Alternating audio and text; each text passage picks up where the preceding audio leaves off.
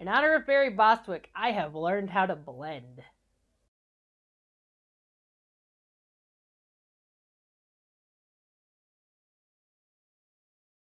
Hi, welcome to Superhero Rundown. I'm Crimson, and today we're going to be talking about Megaforce.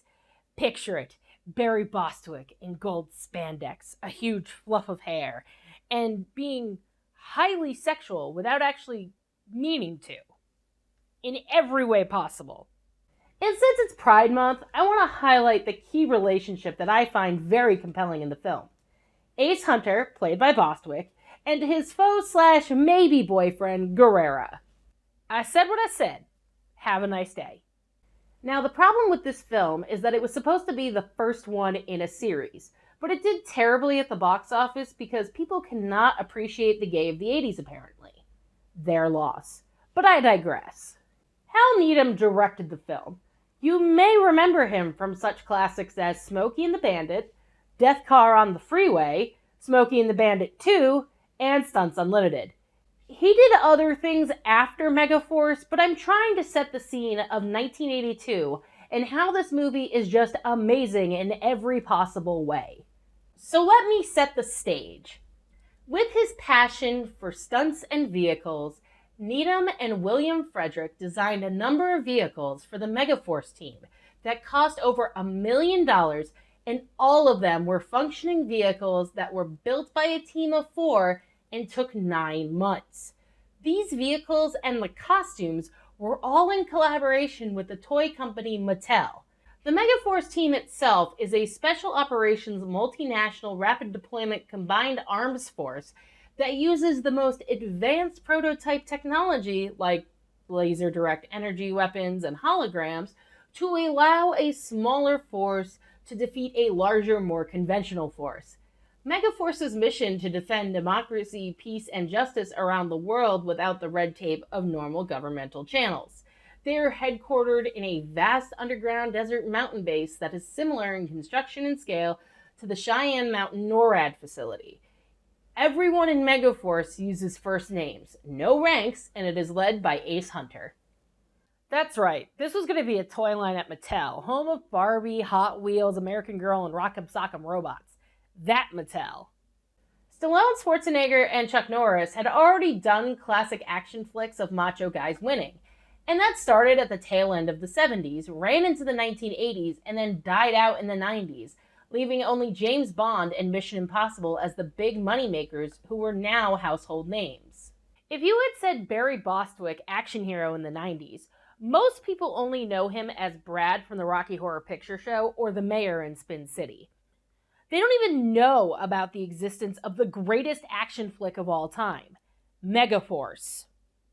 And let me explain one more thing before we get into the movie. Star Wars was huge at the time. The Empire Strikes Back had just revealed that Vader was Luke's dad, and Return of the Jedi hadn't dropped into theaters yet. And while some companies tried to model themselves on Star Wars, most of them have been forgotten today. Like Megaforce. The plot revolves around 2 fictional countries, and a white general comes to ask for Ace Hunter's help, along with his Megaforce, to destroy the Gambian forces to help the Republic of Sardon. One problem. Ace's old pal and maybe boyfriend is in charge of the enemy forces, Duke Guerrera. Let me tell you, some of this dialogue, perfect. In the 70s, we could be idealists, but today, it's too expensive. I love you, but you're hopeless. Well, listen, I just wanted to say goodbye and remind you that the good guys always win, even in the 80s. I think I've said all of these at 1 or 2 points of my life, even before Megaforce entered my world. Anyway, Ace blows off his boyfriend and goes back to his friends on a flying motorcycle. Yes, really. And speaking of other things that are ridiculous in this film, for those of us that have witnessed this film, know that it is completely bizarre in every way, that it even has flying combat motorcycles and tan spandex military uniforms. It is also odd that the film has no sense of self, its reality, and its universe. At one moment, Ace Hunter is completely serious, then he jumps his motorcycle over the heads of visitors.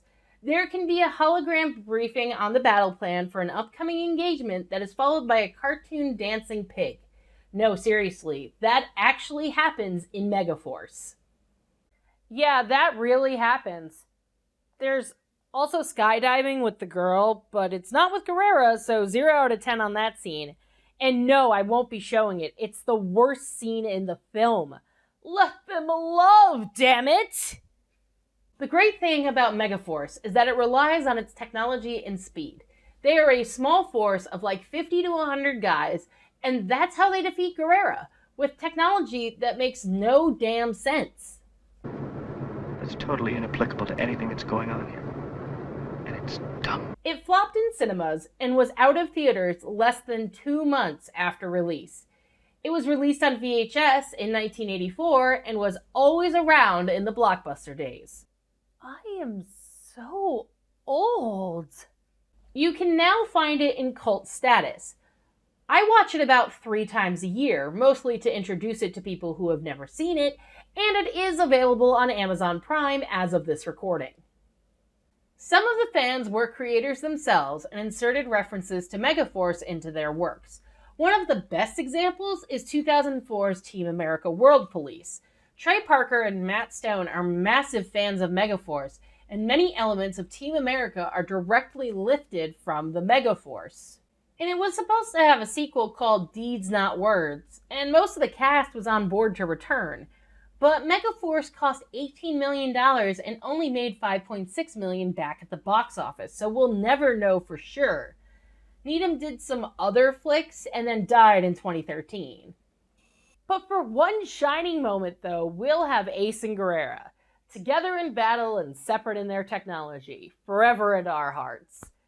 And remember, the good guys always win, even in the 80s. Looking at you, capitalism.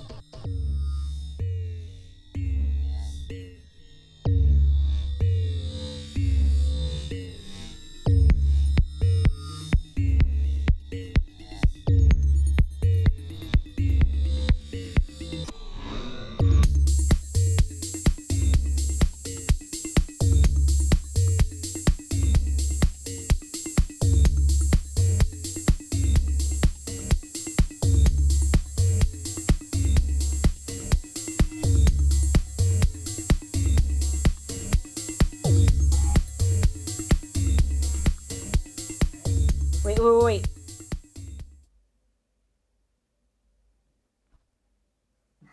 Because you gotta do the Megaforce thing. At least once in every take. In every take? No.